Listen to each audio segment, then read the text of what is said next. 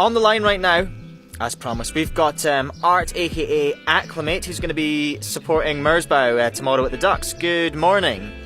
Good morning, how are you? Not too bad at all, thank you very much. So, Merzbow, the genre of noise music. It's going to be an intense show by the sound of it. I had to listen to some of your stuff on SoundCloud last night as well. And I'm full of questions. So many questions. Okay. Tell me, first of all, noise music, where does it come from? Because when I listen to it, it reminds me of whenever I studied synthesis back in uni, of these guys in lab coats back in like the early 50s. It's those kind of sounds and those long soundscapes rather than music. Where do you think it's come from?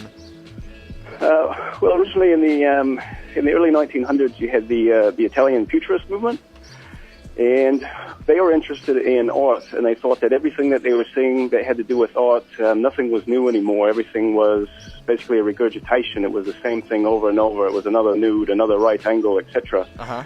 So they thought, well, we want something that's thinking outside of the box, something completely new, something completely different.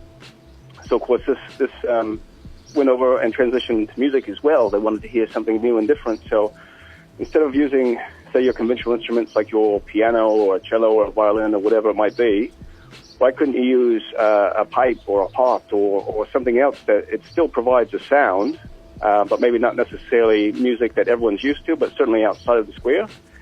And so noise music then over the years has just been, I guess, a slow evolution of people continuing to try to think outside of that box and just use non-conventional means to make sounds.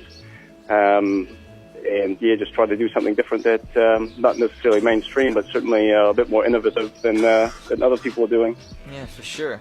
How much of it has come from film? Has any of it come from film? Because sometimes it sounds like sound effects and like backing for atmospheric movies or something. Has any of it come from that, or has it influenced film? Well, it's, you come into your 50s and 60s with the changes in technology. You had the advent of modular synthesis or your theremins.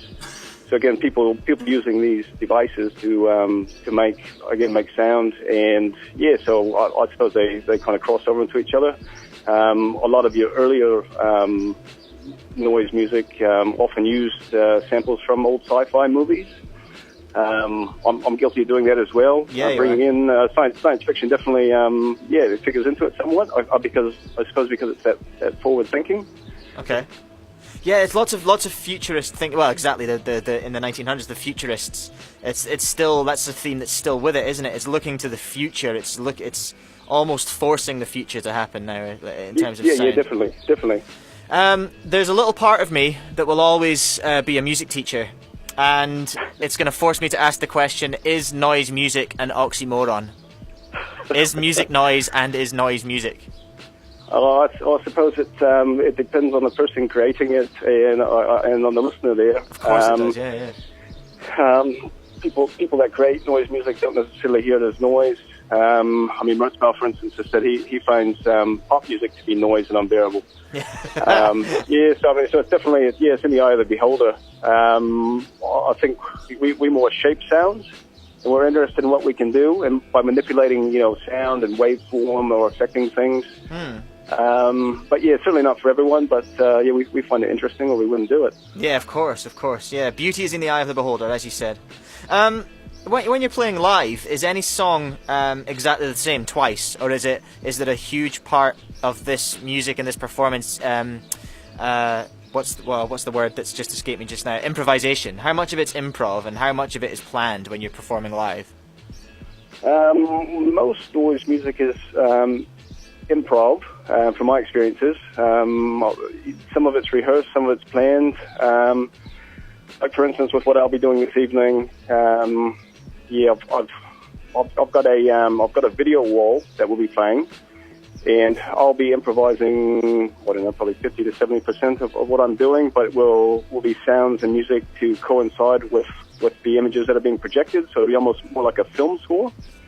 But I would definitely say that, improvising is definitely a part of noise music culture, because it's seeing what we can do right there on the spot. It's not really planned, bringing in new things, new elements. I will have some backing sequences and things that are planned and rehearsed, but a lot of it will be just kind of making it up as I go. Yeah, it's a journey for the artist and for the audience, I suppose. Yeah, definitely. Yep. Is there an element of competition within noise musicians? Because you hear descriptions of like speaker destroying and like just deafening and chaotic and everything like that. Is there an element of competition to be like who can make the most distorted sound, who can actually break a speaker?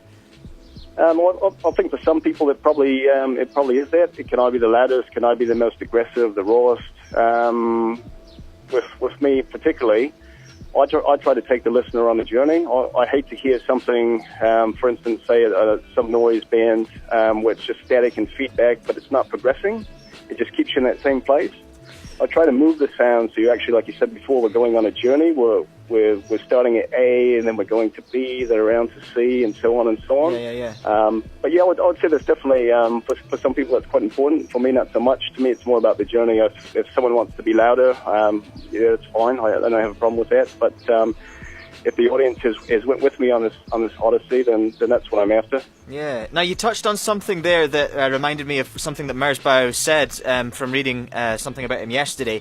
He was greatly influenced by the peaks of the climaxes in musical performances by people like Jimi Hendrix back in the day and things like that. And he wanted, with his performance, he wants to capture that moment that is the climax of a performance, of a piece, or maybe a solo or something like that from rock, and he wants that feeling.